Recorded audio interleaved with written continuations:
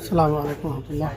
আমাদের মায়ের জন্য দোয়া করব, আল্লাহ যদি কোনো ধরনের তকদির থেকেও থাকে সেই তকদির পাল্টিয়ে অন্তত আগামী কিছুদিনের জন্য হলেও, কয়েকটি বছরের জন্য হলেও আমাদের মাকে আপনি বাঁচিয়ে রাখুন। এলেমের একটা গায়রত আছে, সম্মান বা মর্যাদা বোধ থাকে।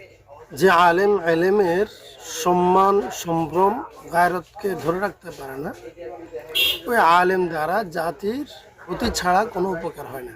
যখন কেউ আলেম হবে, তার অর্থ না থাকুক, ক্ষমতা না থাকুক, তার মধ্যে কিন্তু এলেমের একটা গৌরব, এলেমের একটা শুকরগুজার, এলেমের একটা মর্যাদা বোধ তার ভিতরে থাকতে হয়। দুর্ভাগ্যজনকভাবে এই আসিমি দুনিয়ার দান্ধায় একজনকে মা বলছে, আমাদের মা। কার মা?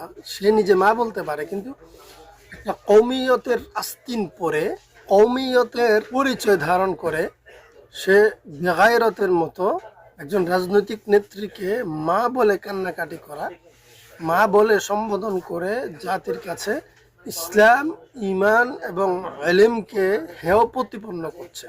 এরা না জাতির না দিনের, দিনেরও কেউ না, জাতিরও কেউ না। এই কথা আমাদেরকে বুঝতে হবে। গত সেশনে একজনে দেশের একজন নেত্রীকে জননী বলে পুরা জাতির সামনে ওলামায়ে কেরামকে কলঙ্কিত করেছে, ওলামায়ে কেরামের মাথা নিচু করেছে। আজকে আরেকজন, তাও দুনিয়ার স্বার্থে, জগতের স্বার্থে, ব্যক্তি স্বার্থে, ক্ষমতার লোভে আরেকজন নেত্রীকে মা বলে সম্বোধন করছে। বলুক, বলতে পারে, এটা তার নিজের মা হতে পারে। নিজের মাকে বাদ দিয়ে অন্যকে মা ডাকা, এটা আরেক নির্লজ্জতা। এই জন্য আমরা কওমের সন্তান হিসাবে অবশ্যই এটার প্রতিবাদ করতে চাই এবং এ জাতীয় দাবি, এ জাতীয় বক্তব্য এবং এ জাতীয় ব্যক্তিকে আমরা পরিত্যাগ করতে চাই। এটা সময়ের দাবি এবং কওমিয়তের সম্মানের বিষয়, মর্যাদার বিষয়, গায়রতের বিষয়। ক্ষমতার জন্য, দুনিয়ার জন্য এত নিচে যারা নামে, তারা কওমিয়তের প্রতিনিধিত্বকারী হতে পারে না, লেবাসধারী হতে পারে। কওমিয়তের আস্তিনের ভেতরেও এরকম লেবাসধারী দুনিয়াদার কিছু সাপ বিচ্ছু থাকতে পারে। আমি জাতির কাছে বলবো, আপনারা এদেরকে কওমিয়তের প্রতিনিধিত্বশীল ভাববেন না।